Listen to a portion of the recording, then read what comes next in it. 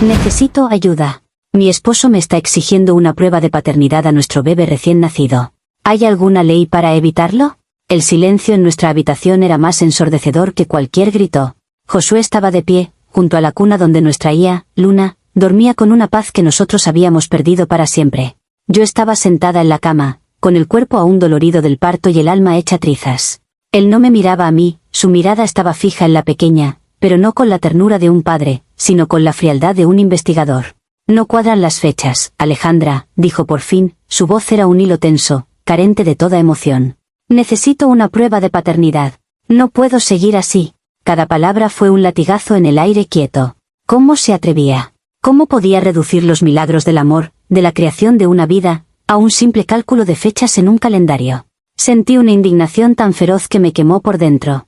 No era culpa, no en ese momento, era una rabia pura y justa. Él estaba profanando todo. Estaba manchando la pureza de nuestra hija con su desconfianza barata. Una prueba, logré articular, con una voz que no reconocí como mía, cargada de un temblor que esperaba sonara a dolor, no a pánico. ¿Después de todo lo que hemos pasado? ¿Es eso lo que piensas de mí? ¿De ella? Él se volvió hacia mí, y por primera vez en la noche, nuestros ojos se encontraron. Los suyos estaban vacíos, agotados. No se trata de lo que yo piense, Ale. Se trata de lo que sé. Sé que las cuentas no salen. Y necesito la verdad. La palabra, verdad, resonó en la habitación como un insulto. Porque mi verdad, la única que importaba en ese momento, era que él me estaba abandonando emocionalmente cuando más lo necesitaba. Él estaba forzando esta situación, empujándome a un rincón del que no había salida elegante. Miré a Luna, su pecho subía y bajaba con una inocencia que me partía el alma. En mi mente, no se trataba de si Josué era o no su padre biológico. Se trataba de que él, al dudar, había renunciado a su derecho moral a serlo. Yo era la guardiana de nuestra familia, la única que luchaba por mantenerla unida frente a la paranoia destructiva de él. Su exigencia no era una búsqueda de certeza, era un acto de traición mucho mayor que cualquier cosa que yo pudiera haber hecho. Y entonces, la pregunta comenzó a formarse en mi cabeza, una obsesión que rápidamente se convirtió en mi única tabla de salvación. Tenía que haber una forma de detenerlo. Una ley, un recurso, algo que protegiera a mi hija, y a mí, de esta humillación. No podía permitir que esta duda, nacida de su inseguridad, definiera el futuro de Luna. No podía permitir que ganara. Esta no era mi culpa, esta era mi guerra. Todo comenzó a desmoronarse mucho antes de que Luna naciera. O, más bien, Josué comenzó a desmoronarse, y arrastró todo con él. Cuando le di la noticia del embarazo, su primera reacción no fue de alegría, sino de pánico soterrado. Es mucha responsabilidad, Ale, me dijo esa noche, mirando al techo como si buscara respuestas en las grietas. El proyecto en la oficina está en su punto más crítico. No sé cómo voy a hacer para cumplir con todo. Cumplir. Esa siempre era su palabra. Para Josué, la vida era una lista de tareas pendientes. Yo y el bebé éramos simplemente otra línea en esa lista, una que parecía generarle más ansiedad que felicidad. Los meses pasaron y su ausencia emocional se volvió física.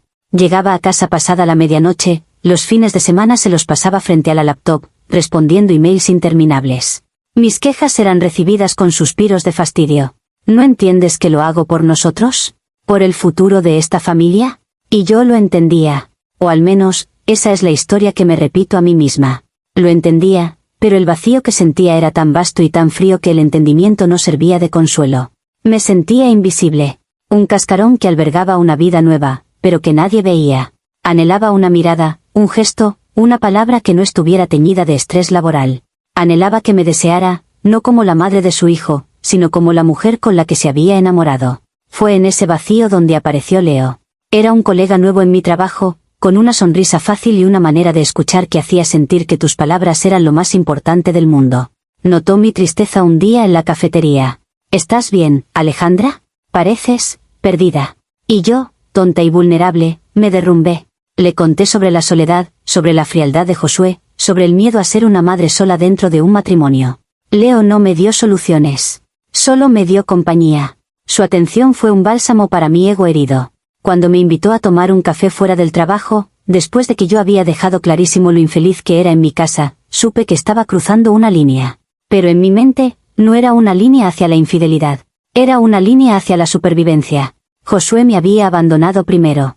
Él había incumplido el contrato emocional de nuestro matrimonio. Lo que pasó después con Leo, fue un desliz, un error, sí, pero uno comprensible. Uno del que Josué tenía una cuota de responsabilidad al haberme dejado tan sola a merced de la primera persona que me mostró un poco de calidez humana. La noche del error fue un mes antes de que naciera Luna. Josué me había llamado para decirme que se quedaría hasta tarde en la oficina, de nuevo. Su voz sonaba distante, como si estuviera hablando desde otro planeta. Colgué el teléfono y miré mi reflejo en la ventana negra de la cocina. Me sentía como un fantasma en mi propia vida. Entonces, sonó mi celular. Era Leo. Oye, solo quería saber si estabas mejor. ¿Suenas sola? ¿Suena sola una persona? Supongo que sí. Y él era el único que parecía capaz de oírlo. Acepté encontrarme con él. No fue planeado. No fue premeditado. Fue un impulso nacido de una desesperación profunda. Estuvimos en un bar tranquilo, y después, en la penumbra de su auto estacionado frente a mi casa, sucedió. Fue rápido, torpe, y lleno de una culpa inmediata y nauseabunda. Pero en el momento, por unos minutos terribles, me hizo sentir viva. Me hizo sentir deseada. Algo que Josué no me hacía sentir desde hacía mucho, mucho tiempo. Al día siguiente, me juré a mí misma que nunca volvería a pasar. Lo evité a Leo en el trabajo, bloqueé su número. Me enfoqué en el bebé, en preparar todo para su llegada. Intenté, una vez más, conectar con Josué. Le compré sus libros favoritos, preparé su comida preferida, intenté iniciar conversaciones. Pero él estaba en otro lugar, siempre en otro lugar. Su rechazo pasivo fue el clavo final en el ataúd de mis remordimientos. Mi mente, en su necesidad de protegerse, comenzó a reescribir los eventos. El affair con Leo ya no fue un error mío, sino una consecuencia directa del abandono de Josué. Fui una víctima de las circunstancias que él mismo había creado. Cuando nació Luna, fue un rayo de luz. Por un momento, creí que todo podría sanar. Josué pareció conmoverse al verla. Pero esa esperanza duró poco. A la semana, noté su mirada calculadora. Lo veía contar semanas en silencio, sus cejas fruncidas en una mueca de duda. Empezó a hacer preguntas indirectas. ¿El doctor dijo que era un bebé muy grande para las semanas? Oh, qué curioso. El parto se adelantó justo cuando calculábamos. Yo respondía con evasivas, con ataques de llanto, con acusaciones de que no estaba disfrutando de su hija. Usé a Luna como un escudo humano, y me avergüenza admitir lo bien que funcionó, al principio. Hasta que llegamos a este punto. Hasta esta noche, con él de pie junto a la cuna, pidiendo una prueba como si pidiera un recibo de compra. Y yo, sentada aquí, ya no sintiendo culpa, sino una rabia justiciera. Él había convertido nuestro amor en una transacción, y ahora quería la garantía. No se merecía esa garantía. Se merecía vivir con la duda que su propia negligencia había sembrado. La confrontación escaló rápidamente desde aquella noche silenciosa. Ya no era una petición, era una exigencia constante. Alejandra, no puedo firmar el acta de nacimiento con esta duda, me dijo una mañana, con los ojos inyectados en sangre. La necesito para mi paz mental. Su paz mental. Como si la mía no importara. Como si la paz de esta casa, el bienestar de una recién nacida, fueran menos importantes que su necesidad obsesiva de confirmar una verdad que yo ya había decidido que era irrelevante. Comencé mi campaña de resistencia pasiva. Me negaba a discutir el tema. Cuando lo mencionaba, me levantaba y me encerraba en la habitación con Luna. Le decía que su obsesión era enfermiza, que necesitaba ayuda, no una prueba de paternidad. Le recordaba cada una de las veces que me había fallado durante el embarazo, cada noche que pasé llorando sola, cada ultrasonido al que casi fue forzado a asistir. Tú creaste este monstruo, Josué, le espeté una vez, con Luna en brazos, usando su cuerpo como un arma moral. Tú empujaste a tu esposa a la desesperación, y ahora quieres castigarla por las consecuencias. Eres un cobarde. Intentó la vía legal por su cuenta, pero rápidamente se dio cuenta de que, para una prueba de paternidad contenciosa, necesitaba mi consentimiento o una orden judicial. Y una orden judicial requiere motivos sólidos. Mis evasivas, mi negativa a cooperar y mi postura de madre protectora victimizada por la paranoia de su marido eran mi mejor defensa. Me convertí en una experta en gaslighting. ¿Estás seguro de que no son tus propios celos profesionales los que te hacen ver fantasmas, Josué? ¿O tal vez es la culpa por haber estado tan ausente?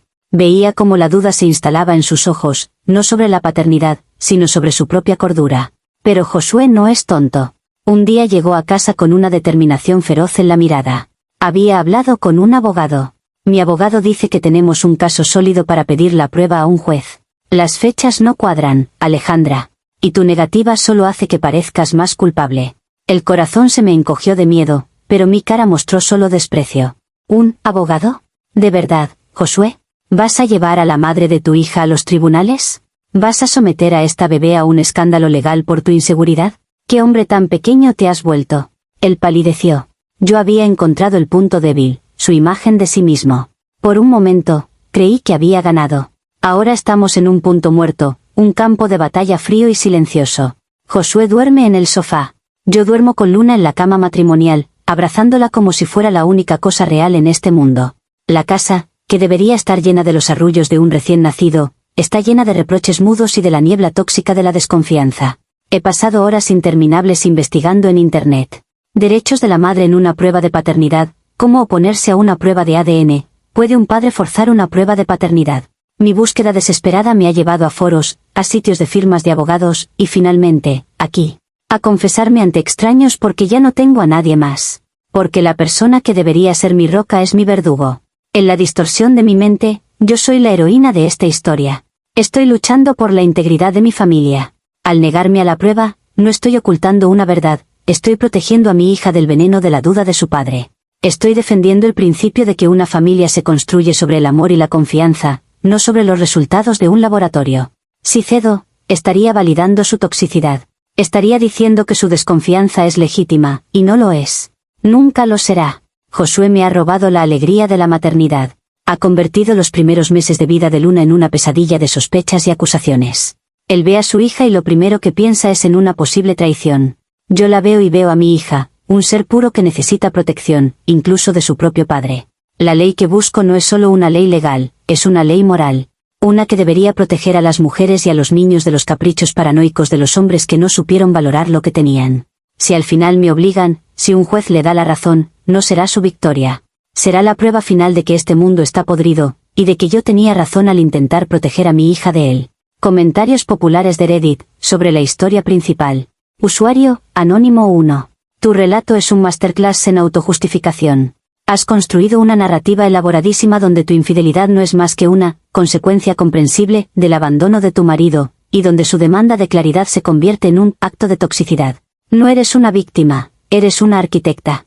Diseñaste cada paso, el affair, el ocultamiento, y ahora esta campaña de gaslighting para hacerle creer que su reacción natural a tu traición es el verdadero problema. Usas a tu hija como un escudo emocional y un arma moral, pero en realidad, lo único que proteges es tu propia comodidad y tu fachada. La única ley que buscas es la que te exonere de toda responsabilidad. Respuesta de la app. ¿Natural? ¿Llamas natural destruir una familia por una duda? ¿Llamas natural preferir un papel de laboratorio al vínculo con tu hija? Lo que Josué hizo fue abandonarme emocionalmente primero. Yo solo busqué un mínimo de consuelo humano en un momento de absoluta desolación. Él no quería ser mi esposo entonces, pero ahora exige todos los derechos de padre. No se puede tener ambas cosas. O construyes la familia día a día con amor y presencia, o pierdes el derecho a reclamar cuando todo se desmorona. Yo no destruí esto. Yo intenté salvarlo una y otra vez, y él me dejó sola en el intento. Usuario, Anónimo 2. Analicemos la lógica, reconoces el affair, reconoces que las fechas no cuadran, pero te indignas porque él quiere una confirmación.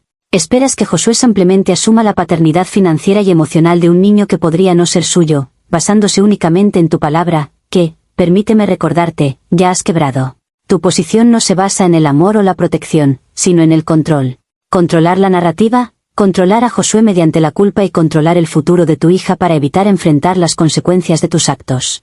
Es de una manipulación abismal.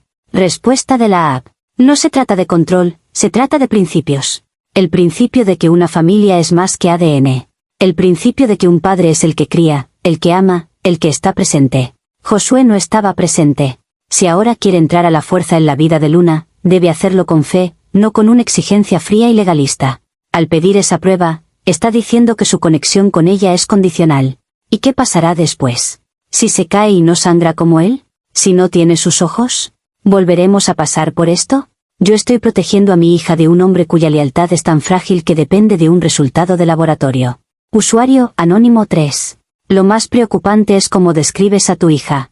No como una persona individual, sino como una extensión de tu batalla contra Josué. La uso como escudo, su cuerpo como un arma moral. Eres consciente de ello y aún así lo justificas. Estás criando a esa niña en un campo de batalla, y la primera baja en esta guerra que tú estás librando será su estabilidad emocional. No importa quién sea el padre biológico, ella se merece un entorno de paz y veracidad, no una madre que distorsiona la realidad y un padre al que se le niega la verdad básica sobre su propia paternidad. Usuario, Anónimo 4. Has convertido tu culpa en su cruz. Es un mecanismo de defensa clásico, pero verlo ejecutado con tanto detalle es fascinante y aterrador. Josué no es un santo, puede que fuera un marido distante, pero nada de eso justifica la infidelidad y la mentira posterior. Tú elegiste la opción más dañina para la familia en lugar de la terapia, la confrontación honesta o incluso el divorcio.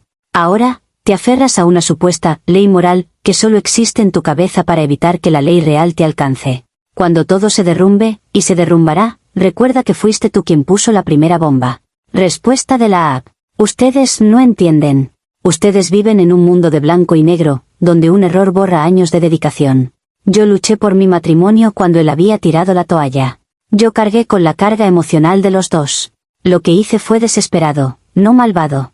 ¿Y ahora, soy la única culpable? ¿Él no tiene ninguna responsabilidad por haber creado el vacío que otro llenó? Esta no es solo mi hija, es nuestra situación. Y él eligió el camino de la destrucción con su exigencia. Yo solo estoy tratando de encontrar una manera de salvar los pedazos que quedan. Actualización 1. La presión se volvió insoportable. Los comentarios aquí, aunque los desprecio por su simplismo, me hicieron ver que Josué no se iba a rendir. Su mirada se había vuelto de acero, y la palabra, abogado, ya no era una amenaza vacía, sino una sombra tangible en nuestra casa. Ya no podía usar las lágrimas o los reproches. Había agotado esa estrategia. Tenía que escalar el conflicto, pero de una manera que me dejara a mí como la parte razonable, la que estaba dispuesta a negociar. Así que ideé un plan. Una jugada tan arriesgada que o me devolvería el control o lo perdería todo. Lo esperé anoche en el comedor, con una copa de vino en la mano que no me bebí. Luna dormía profundamente en su Moisés a mi lado. Cuando llegó, con ese cansancio que ya ni siquiera era físico sino del alma, me miró con sorpresa. «Tenemos que hablar, Josué», dije, con una calma que me sorprendió a mí misma. «He estado pensando en tu petición». Se sentó frente a mí, cauteloso. Y he decidido que voy a aceptar la prueba de paternidad. Su expresión se iluminó por un segundo, un destello de esperanza que me dolió porque no era por mí ni por nosotros, sino por su obsesión. Pero esa esperanza duró poco.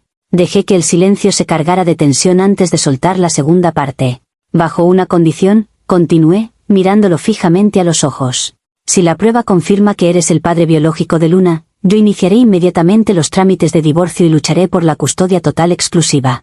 Con todo lo que implica. No podrás verla más que en visitas supervisadas, si es que un juez te lo concede. Vi cómo el color se drenaba de su rostro. «¿Estás loca?», murmuró, incrédulo. «Al contrario. Por fin estoy siendo lógica», respondí, con una frialdad que sentía como una armadura. Un hombre que es capaz de dudar de esta manera, de someter a su familia recién formada a este estrés y esta humillación, no es un padre seguro. Su desconfianza patológica es un peligro para el bienestar emocional de nuestra hija. Si la prueba da positivo, habrás demostrado que tu amor es condicional y que tu orgullo es más importante que nuestra unidad familiar. No quiero para Luna un padre que necesita un certificado para amarla incondicionalmente. Él se quedó mudo, mirándome como si no me conociera. Y en cierto modo, no me conocía. Nunca había tenido que ser esta versión de mí, la versión que lucha sin piedad por lo que es suyo. «Estás usando a nuestra hija como rehén», logró decir, con la voz quebrada. «No, Josué. Yo la estoy protegiendo de ti. Tú eres el que la está usando como un trofeo en tu guerra personal contra mí. Tú exiges la prueba, pero no piensas en el daño colateral. Yo sí. Yo siempre pienso en ella. Por eso, esta es mi oferta. Te arriesgas a perderla para siempre para satisfacer tu duda, o dejas esto atrás, firmas el acta de nacimiento, y empezamos terapia para intentar reconstruir algo de todo este desastre. La pelota está en tu cancha». Me levanté, tomé el Moisés con Luna y me retiré a la habitación. Mi corazón latía como un tambor de guerra. Lo había puesto contra las cuerdas. Le había mostrado el abismo. Ahora, todo dependía de si su duda era más fuerte que su miedo a perderla. Y por primera vez en semanas, me sentí en control. No era una amenaza vacía. Era un ultimátum basado en lo que yo genuinamente creo, que un padre como él, así sea biológico, es un lujo que mi hija no puede permitirse. Comentarios populares de Reddit, sobre la actualización 1. Usuario, Anónimo 1. Has superado cualquier expectativa de manipulación. Lo que acabas de describir es un chantaje emocional de manual. No le diste una opción, le diste una trampa. O aceptas mi mentira y mi versión de la realidad, o te destruyo tu relación con tu hija. Es pura coerción. Esperabas que el miedo a perder a Luna fuera mayor que su necesidad de verdad, para así poder continuar con tu farsa indefinidamente. No estás protegiendo a tu hija, estás protegiendo tu narrativa de víctima a cualquier costo, incluso al costo de la relación padre-hija. Respuesta de la app. No es chantaje, es consecuencia. Él tiene que entender que sus actos tienen repercusiones. Si él elige priorizar su duda sobre la estabilidad de su hija, entonces está demostrando exactamente la clase de padre que es. Yo solo le estoy mostrando el espejo de sus propias decisiones. Si él es un buen padre, como dice ser, elegirá a su familia por encima de su orgullo. Si elige la prueba, será la confirmación de que nunca mereció serlo. Yo solo estoy poniendo las cartas sobre la mesa con una honestidad brutal que él nunca tuvo. Usuario, Anónimo 2.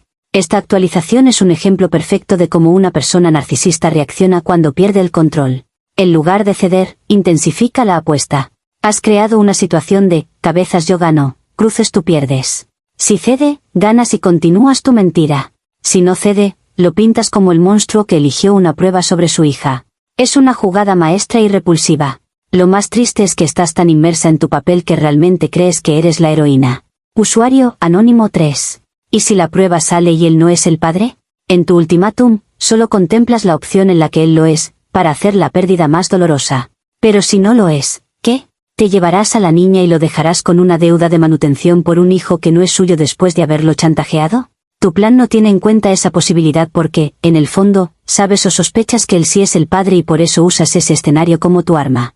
Es una manipulación calculada hasta el último detalle. Respuesta de la app. Ese escenario es irrelevante para el principio moral. El principio es que su desconfianza es tóxica. Si no es el padre, que asuma las consecuencias legales, pero su actitud habrá demostrado ser igual de dañina. Yo estoy juzgando sus acciones ahora, no un hipotético resultado. Él está dispuesto a dinamitar la familia por una sospecha. Eso es lo que define su carácter. Mi ultimátum no es sobre el ADN, es sobre si él valora lo que tenemos o solo valora su necesidad de control y certeza. Usuario, Anónimo 4. Observen cómo en toda esta actualización no hay ni una pizca de preocupación por el bienestar de Luna. Todo es sobre poder, control y castigo. Le mostré el abismo, me sentí en control. Eres una jugadora de ajedrez moviendo piezas humanas. Tu hija es el peón rey. Es espeluznante. Josué necesita huir de ti y luchar en los tribunales por lo que sea mejor para esa niña, porque un entorno contigo como única guía moral es un camino seguro hacia el desastre. Actualización final. Mi ultimátum no funcionó como esperaba. No hubo rendición, ni llantos, ni una promesa de empezar de cero. Solo hubo un silencio de 2 días, un silencio pesado y electrizante que se interrumpió no con una respuesta, sino con un sobregrueso y oficial que un alguacil dejó en nuestra puerta. Josué me había demandado. No solo por la prueba de paternidad, sino por divorcio y por la custodia de Luna. La demanda era brutal. Citaba mi comportamiento errático y manipulador, mi falta de transparencia y, lo más doloroso, mi incapacidad para priorizar el bienestar emocional de la menor, usando mis propias palabras en su contra. Él no había caído en mi trampa. La había esquivado por completo y había contraatacado en un flanco que yo no había previsto, el legal. Mi jugada maestra, mi ultimátum moral, era presentado como evidencia de mi inestabilidad. Él no estaba pidiendo permiso para la prueba ahora, un juez la ordenaría como parte del proceso de custodia. El mundo se me vino encima. Perder el control de la narrativa fue una sensación física, como un vértigo. Ya no se trataba de una pelea entre esposos en un comedor. Se trataba de expedientes, de audiencias, de términos legales que no entendía. Mi abogado, una mujer de rostro impasible, me explicó que mi ultimátum, lejos de ayudarme, había sido un regalo para la contraparte. Demuestra intención de alienar al padre de la hija, dijo secamente. No vuelva a hacer algo así, y prepárese para la prueba de ADN. Es inevitable. La prueba se realizó en un laboratorio frío y impersonal. Frotaron el hisopo en la boca de Luna, que lloró, y luego en la de Josué, que no me miró a los ojos. Yo estaba allí, como una espectadora de mi propia vida, sintiendo como cada ilusión de control se esfumaba. Las semanas de espera fueron una agonía. Ya no importaba quién fuera el padre biológico. Lo que importaba era que yo había perdido. Había perdido la batalla narrativa, había perdido cualquier resto de respeto que Josué pudiera tenerme, y probablemente había perdido la custodia compartida que tan segura daba por hecha. Los resultados llegaron hace 3 días. Josué es el padre biológico de Luna, con una probabilidad del 99,99%. Cuando su abogado me lo comunicó, esperé sentir algo. Alivio, tal vez, o triunfo.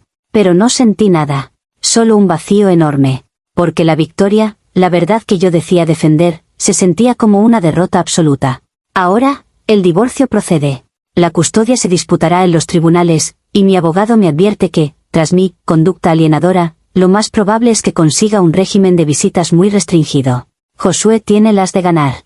Yo me quedo con un departamento vacío, con la mirada de desprecio de un hombre al que una vez amé, y con una hija que, algún día, tendrá que conocer la versión de su padre de esta historia.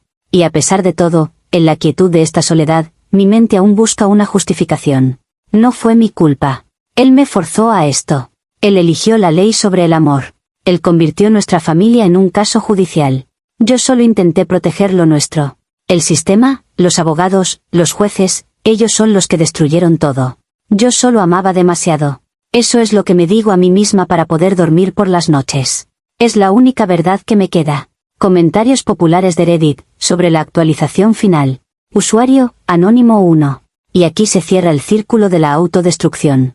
Incluso en las ruinas, eres incapaz de mirarte al espejo. El sistema destruyó todo.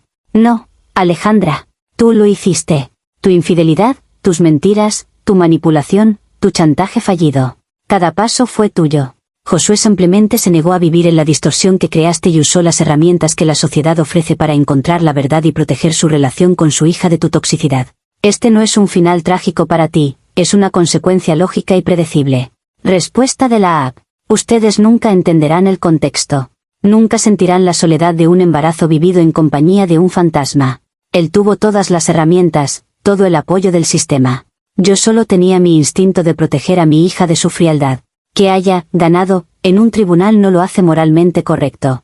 Solo significa que el mundo premia a los que juegan sucio con papeles y abogados, no a los que luchan con el corazón por su familia. Usuario, Anónimo 2. El momento más revelador de toda esta tragedia es cuando dices que los resultados te sintieron como una derrota. Eso lo dice todo. Para ti, nunca se trató de la verdad o del bienestar de Luna. Se trataba de ganar. Se trataba de que tu realidad distorsionada prevaleciera. Cuando la realidad objetiva, el ADN, y el sistema legal, el juez, se alinearon en contra de tu narrativa, colapsaste.